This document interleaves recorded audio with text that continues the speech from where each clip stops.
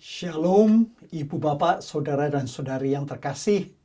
Selamat berjumpa lagi dalam PA Yesaya 7. Hari ini kita akan membahas Yesaya pasal 7 bagian yang kedua, yaitu ayat 10 sampai dengan 25. Sebelum kita mulai pembacaan dan perenungan, marilah kita bersama-sama berdoa. Ya Tuhan Bapa kami yang di surga, terima kasih untuk Nabi Yesaya. Terima kasih Tuhan telah berfirman melalui nabi-Mu. Dan kami bersyukur Bapa bahwa pesan pengharapan nubuatan yang telah kami terima adalah panduan bagi hidup kami.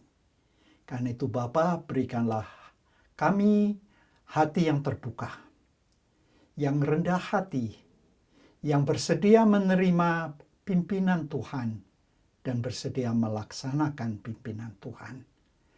Berilah agar roh Allah menyertai hamba-Mu, mengurapi hamba-Mu, sehingga dengan keterbatasannya Tuhan dapat berbicara kepada kami semua. Di dalam Yesus Kristus Tuhan kami berdoa. Amin. Mari kita bersama-sama membaca dari Yesaya pasal 7 mulai ayat 10 dari TB edisi kedua.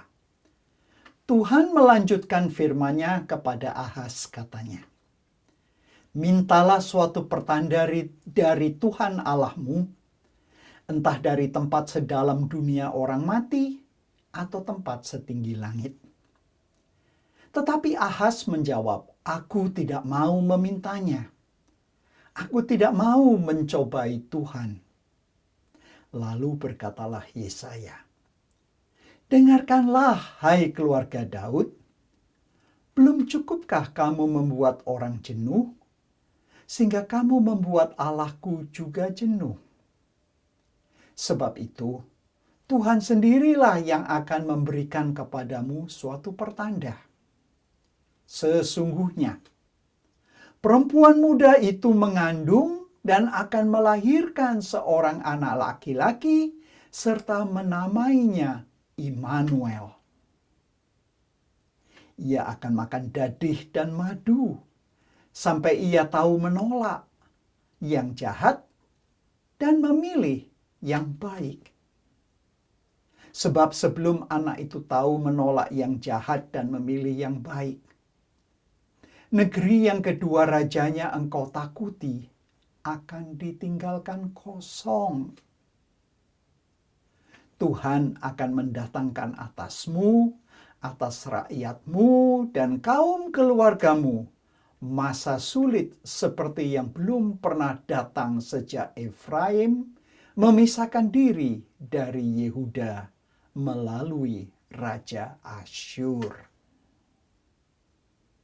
Pada hari itu, Tuhan bersuit, memanggil lalat yang ada di ujung anak-anak sungai Nil, dan memanggil lebah yang ada di tanah Asyur. Lalu semuanya akan datang hinggap di lembah-lembah terjal dan di celah bukit-bukit batu, di semua pagar duri, dan di semua tanah penggembalaan. Pada hari itu, dengan pisau cukur yang dipinjam jauh dari seberang sungai Efrat, yakni Raja Asyur, Tuhan akan mencukur kepala dan bulu di antara paha. Bahkan pisau itu akan melenyapkan janggut juga. Pada hari itu, setiap orang akan memelihara seekor lembu betina yang muda dan 2 ekor domba. Dan karena banyaknya susu yang dihasilkan, mereka akan makan dadih. Sungguh, dadih dan madu akan dimakan oleh setiap orang yang tertinggal di dalam negeri. Pada hari itu, setiap tempat di mana biasanya tumbuh 1000 pokok anggur, dan yang berharga 1000 shikal perak akan menjadi tempat onak dan duri. Orang pergi ke sana membawa anak panah dan busur, sebab seluruh negeri itu penuh onak dan duri. Engkau pun tidak berani pergi ke segala lereng gunung yang biasanya dicangkul, karena takut akan onak dan duri. Di sana lembu akan dilepas dan domba akan berkeliaran. Berbahagialah orang yang mendengar firman Allah, menyimpan dan melaksanakannya. Ibu, bapak, saudara-saudara yang terkasih, minggu lalu dalam Yesaya 7 bagian pertama, yaitu ayat 1 sampai dengan ayat 9, kita belajar 3 hal. Yang pertama, Nabi Yesaya ditugaskan menemui Raja Ahaz untuk menyampaikan pesan Tuhan berkenaan dengan urusan kenegaraan dan hubungan antar bangsa. Yang kedua, Nabi memberitahu raja bagaimana bertindak berdasarkan janji Tuhan. Di hadapan ancaman serangan koalisi kerajaan Syria dan kerajaan Israel di utara, Yesaya menyampaikan apa yang Tuhan telah sediakan dalam waktu dekat, agar Raja Ahaz dan rakyat Yehuda tetap tenang. Dan yang ketiga, utusan Tuhan, sang nabi, dapat menggunakan kata-kata maupun tindakan simbolis maupun tindakan yang lain. Seperti halnya nama Shear Yashuf untuk perbaikan kebijakan publik demi keadilan dan kebenaran. Nah, dalam bagian pasal 7 bagian kedua, hari ini kita akan belajar nama simbolis lainnya. Kalau bagian pertama ada nama Shear Yashuf, hari ini kita akan belajar nama simbolis yang kedua. Nah, pasal 7 ayat 20 sampai dengan 25 ini terdiri atas 2 bagian. Yang pertama adalah ayat 10 sampai dengan 17, yang merupakan laporan tentang tindakan simbolis atau tindakan tanda yang dilakukan oleh nabi di hadapan raja. Yang kedua, ayat 18 sampai dengan 25, merupakan serangkaian 4 pengumuman nubuatan yang melanjutkan dan memperluas penafsiran penutup dari tanda itu, yang masing-masing diawali dengan pada hari itu, sampai 4 kali. Mari sekarang kita melihat bagian yang pertama, yaitu ayat 10 sampai dengan 17. Seperti halnya di dalam pasal 7 ayat 1 dan 2, yang merupakan konteks bagi tindakan simbolis berikutnya, begitu pula dalam pasal 7 ayat 10 sampai dengan 17, menjadi latar belakang tanda nama simbolis Immanuel. Dan keadaan tersebut disajikan dalam bentuk dialog antara Tuhan dan Raja Ahaz. Raja diundang untuk meminta suatu tanda apapun. Namun raja menolak. Dia bersembunyi di balik kesalehan. Menolak menguji Tuhan seolah-olah ungkapan yang saleh. Padahal dia memberontak. Dia tidak mau sesuai apa yang Tuhan katakan melalui nabi. Bahkan di dalam ayat 11 dikatakan, bahkan sedalam dunia orang mati. Dalam bahasa Ibraninya, dunia orang mati itu adalah Sheol. Artinya boleh minta tanda apa saja, dari dunia lain pun oke, supranatural pun oke. Namun di dalam ayat 12, Raja Ahas mengatakan, aku tidak mau menguji Tuhan. Dia menolak meminta tanda. Ini satu pemberontakan. Ini bukan tindakan yang saleh. Saudara-saudari, ibu dan bapak, kita pun harus hati-hati. Jangan kita menolak perintah Tuhan, tawaran Tuhan, walaupun bersembunyi dengan kata-kata yang saleh. Tawaran Tuhan sebenarnya adalah tanda untuk menunjukkan suatu kepastian. Sesuai konteksnya, tanggapan raja dapat dilihat sebagai kegagalan iman. Keengganan tidak mau diyakinkan oleh Tuhan. Di sini kita melihat betapa pentingnya kita mendengar firman Tuhan dan meyakininya.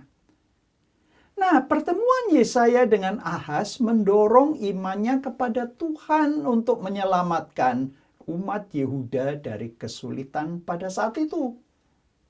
Tapi sebaliknya Ahas mengabaikan jaminan yang diberikan Tuhan, dan dengan berbuat itu dia menambah dosa. Karena dia menolak tanda ilahi. Nah, Tuhan merespon di ayat 13 dengan marah melalui sang nabi. Kalau kita melihat di dalam terjemahan baru 2, Bimka, bahasa Inggris NRSV dan NIV diterjemahkan nama Yesaya. Sebenarnya dalam teks Ibraninya ayat 13 sampai dengan 17 hanya ada kata ganti dia. Dan bahasa Ibrani tidak ada huruf kapital, tidak ada huruf besar, jadi tidak dapat diketahui apakah ini Tuhan, apakah berbicara langsung, apakah ini melalui nabi. Nah, Tuhan akan memberikan tanda.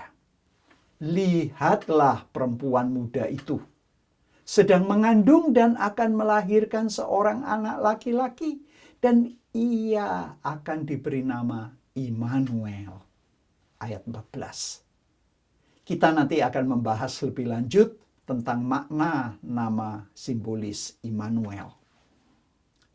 Mari kita lanjutkan dulu. Di dalam ayat 16 dan 17 dilanjutkan dengan penafsiran tanda tersebut.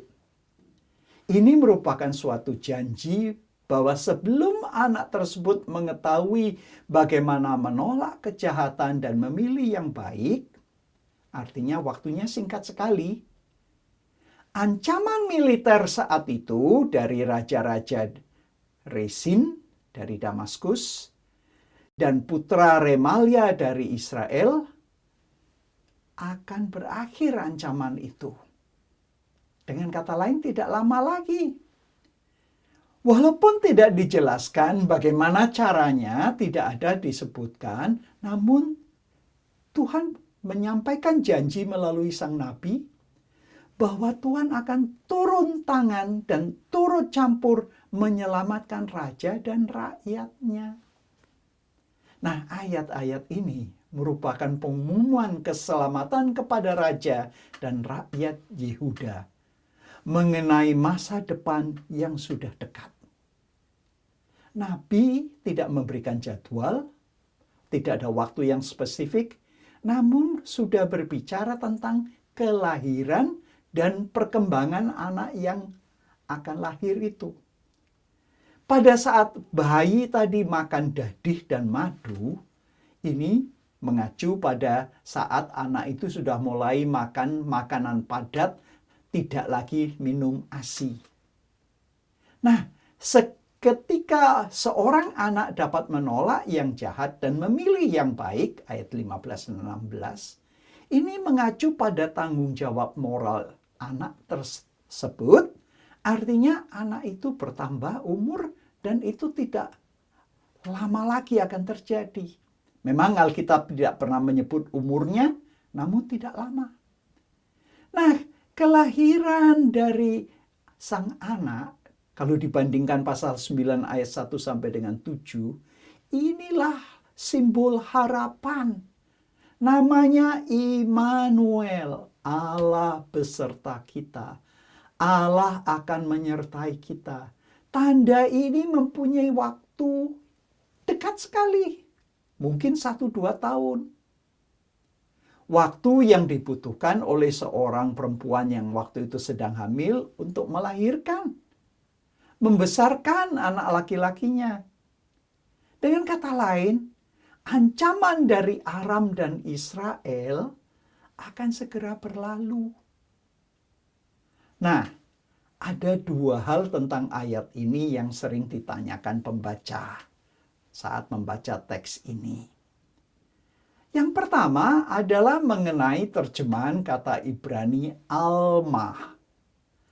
Alma diterjemahkan dalam TB2, BIMKA, dan Alkitab Bahasa Inggris NRSV, NIV, ESV sebagai perempuan muda, young woman. Nah, istilah Ibrani almah ini menunjuk seorang wanita yang sudah cukup umur untuk menikah. Nah, mengapa di dalam terjemahan lama diterjemahkan anak darah, bukan perempuan muda?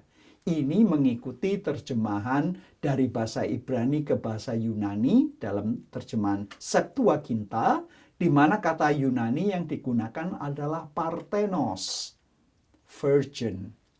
Nah, yang kedua, pertanyaannya menggelitik adalah apakah Immanuel ini anak Raja Ahaz atau anak Nabi Yesaya? Nah, Nabi menyebutkan waktu itu ada wanita yang sedang hamil dan akan melahirkan. Dengan kata lain, identitas perempuan tersebut sulit sekali untuk diketahui, bahkan tidak mungkin untuk diketahui. Yesaya hanya mengatakan, lihat perempuan muda yang sedang hamil, yang akan melahirkan. Nah, mengingat konteks yang menekankan pentingnya dinasti Daud, keluarga Daud, rumah Daud, banyak penafsir Alkitab yang menganggap bahwa anak tersebut adalah putra mahkota dan wanita tersebut adalah istri Raja Ahaz. Nah, ada penafsir yang lain lagi. Karena melihat ayat tersebut sejajar dalam beberapa hal dengan Yesaya pasal 8 ayat 1 sampai dengan 4 yang akan kita bahas minggu depan. Penafsir ini berpendapat bahwa wanita tersebut adalah istri Nabi Yesaya dan anaknya adalah anak dari Yesaya dan istrinya. Namun sebenarnya kemungkinan besar perempuan muda itu hanyalah seorang wanita hamil yang dilihat Yesaya ketika dia bernubuat kepada Raja Ahaz. Dan kelahirannya dinubuatkan oleh Nabi Yesaya sebagai tanda bagi Raja Ahaz. Nah, mari kita melihat nama Immanuel. Memang Immanuel itu menjadi satu nama, namun sebenarnya terdiri atas 2 bagian. El dan Immanu. El artinya Allah, Sang Ilahi, Elohim. Dengan kata depan, kata preposisi im, yang artinya dengan. Nah, Immanu dengan kita. Dengan kata lain, kalau sudah digabung, Immanuel artinya Allah beserta kita. Allah ada bersama kita. Ini menunjukkan lambang bahwa Tuhan akan menyelamatkan umatnya. Inilah pernyataan kepercayaan dan keyakinan bahwa yang bersama kita adalah Tuhan. Dan ini memang sering diambil sebagai referensi Mesias yang akan melepaskan. Contohnya adalah Yesaya pasal 8 ayat 8. Dalam terjemahan baru tahun 74 diterjemahkan Ya Immanuel. Dalam terjemahan baru edisi 2 dikatakan Allah beserta kita. Jadi ibu bapak saudara-saudari yang terkasih, pembebasan akan datang. Namun bukan karena mencari perlindungan dari kerajaan lain atau aliansi dengan kekuatan lain. Namun Tuhan Allah sendiri akan menepati janjinya. Dia akan turun tangan, dia akan campur tangan dan membebaskan umatnya. Nah, menolak tanda dari Tuhan menunjukkan bahwa Raja Ahaz tidak memahami bahwa ancaman yang dihadapi itu akan segera berlalu. Seperti anak itu akan tumbuh, dan itulah waktu di mana ancaman akan hilang. Nah, pada saat anak laki-laki itu belum mengetahui mana yang benar, mana yang salah, kerajaan Aram dan kerajaan Israel Efraim sudah tidak ada lagi. Nah, yang menarik di dalam pasal 7 ayat 17 disebutkan nama Raja Asyur atau Asiria. Nah, apa yang didengar di sini? Apakah itu berarti satu tantangan baru? Atau menunjukkan bahwa sebenarnya Raja Asyur akan digunakan Tuhan untuk menghadapi musuh-musuh Yehuda, yaitu kerajaan Syria dan kerajaan Israel. Asyur yang akan menangani kedua musuh sehingga Yehuda bebas. Nah, bagian yang kedua di dalam ayat 18 sampai dengan 25 merupakan serangkaian 4 pengumuman nubuatan. Dan ini melanjutkan serta memperluas penafsiran penutup dari tanda Immanuel. Memperluas penjelasan mengenai tindakan simbolis dalam ayat 10 sampai dengan 17. Sebagian besar dihubungkan dengan tanda nama simbolis Immanuel, yaitu dalam hal kata kunci dan konsep-konsep yang paling penting.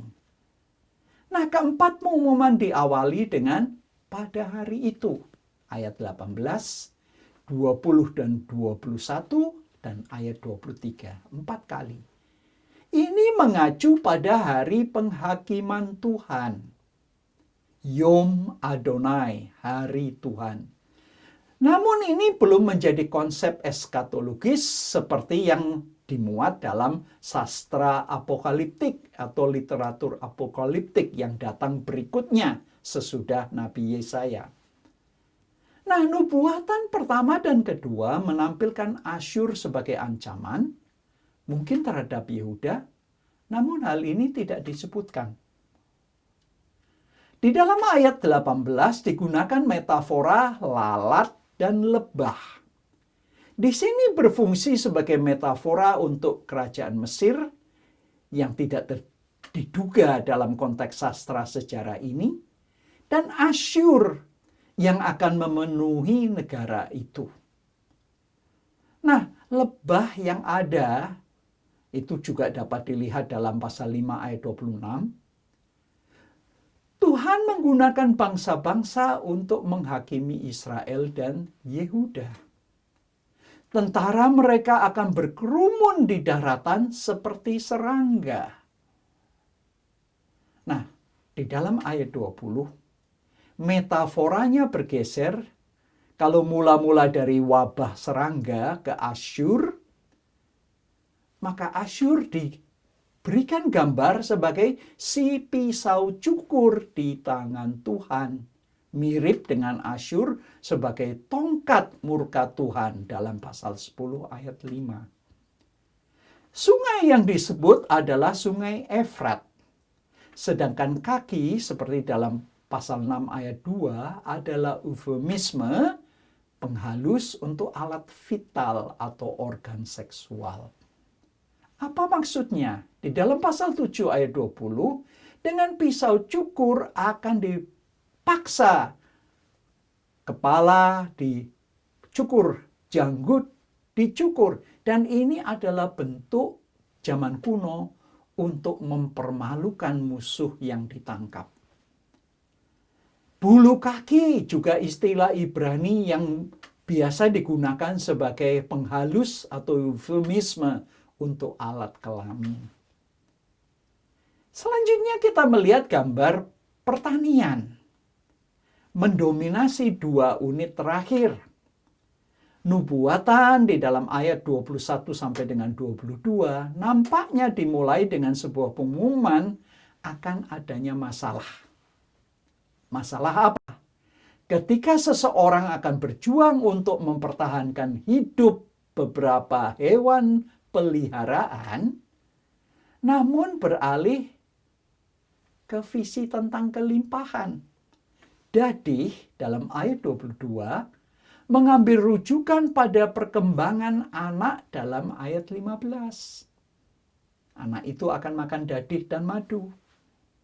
Nah, di dalam ayat 22, kelimpahan produksi susu menunjukkan populasi berkurang, sehingga walaupun ternak tidak banyak, tapi akan menyediakan makanan lebih dari cukup. Nah, pengumuman yang terakhir, yaitu ayat 23 sampai dengan 25, menguraikan sebuah adegan di mana kebun-kebun anggur yang kaya, yang dulu mahal sekali, akan menjadi padang gurun yang berbahaya. Di mana tanah pertanian hanya menjadi tanah pertanian, bukan lagi untuk mengembalakan sapi dan domba. Walaupun dulunya mahal dan untuk kebun anggur, sekarang hanya untuk ternak saja. Jadi apakah refleksi yang dapat kita pelajari? Yang pertama, kita di dalam bagian pertama pasal 7 mendapat nama simbolis Shear Yashuf. Di bagian kedua kita mendapat nama simbolis Allah beserta kita, Immanuel. Nah, apa yang dimaksud di sini? Kabar baik yang diberitakan di sini oleh Nabi itu tidak boleh dilupakan. Apa yang disampaikan oleh Nabi Yesaya, ada wanita yang hamil, yang akan melahirkan, dan waktu anak itu dilahirkan, dia akan menunjukkan waktu yang singkat sekali. Masalah ancaman perang, masalah politik internasional yang dihadapi Raja Ahaz akan selesai. Tidak ada lagi ancaman. Dengan kata lain, pembebasan yang akan datang bukan dengan bergabung dengan kerajaan lain yang militernya kuat, namun karena intervensi Tuhan Allah sendiri. Tuhan Allah akan memenuhi janjinya, turun tangan, campur tangan, dan membebaskan mereka. Nah, kalau kita melihat bagaimana dengan Matius 1 ayat 18 sampai dengan 25. Memang Matius mengutip Yesaya 7 ayat 14 untuk menyampaikan penggenapannya di dalam Yesus. Namun kalau kita harus setia pada perjanjian lama, mula-mula kita tahu bahwa yang dinubuatkan adalah waktu yang segera di mana umat Yehuda akan dibebaskan dari ancaman kerajaan Aram dan kerajaan Israel. Karena waktu itu sudah ada wanita yang sedang hamil dan akan melahirkan.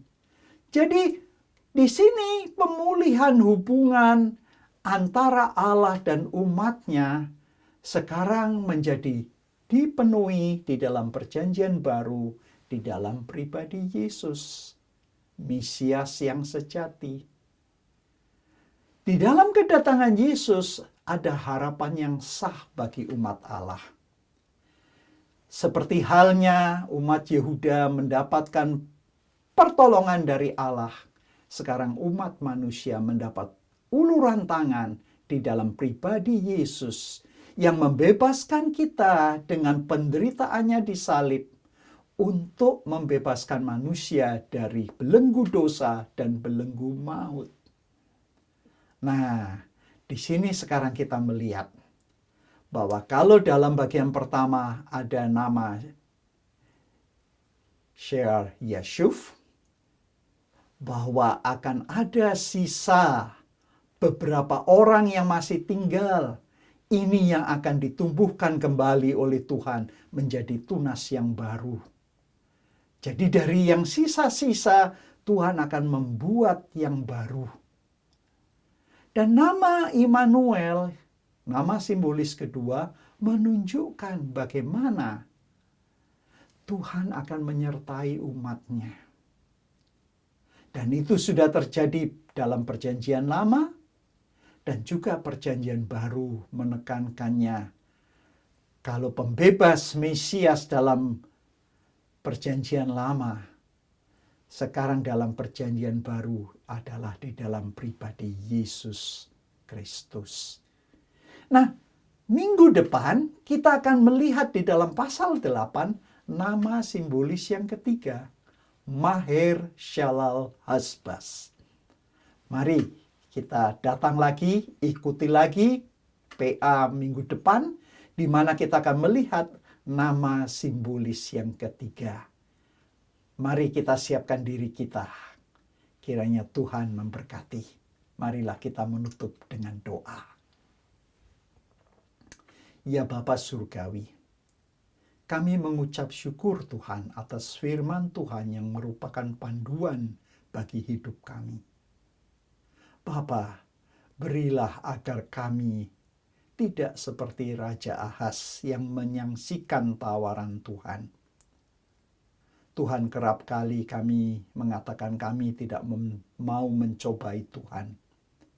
Padahal sebenarnya karena kami tidak mau tunduk, kami memberontak. Kami mau mengandalkan kekuatan perhitungan cara sendiri. Tuhan, tolong kami. Bantu kami saat firman Tuhan datang, kami menerima, kami percaya, dan kami mengamalkannya. Tuhan, tolong agar janji Tuhan menyertai kami, benar-benar kami pegang, kami imani, dan kami amalkan. Dan itulah yang menjadi panduan hidup kami.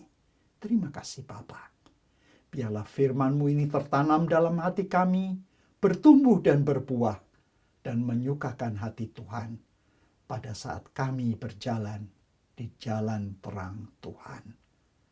Terima kasih Bapa. Saudara-saudara yang terkasih, terimalah berkat. Tuhan Yesus Kristus memberkati saudara-saudari. Allah Bapa mengasihi saudara-saudari, dan Roh Kudus menyertai saudara-saudari mulai hari ini terus selama-lamanya. Amin. Sampai berjumpa dalam PA minggu depan dari Yesaya pasal 8. Tuhan memberkati. Shalom.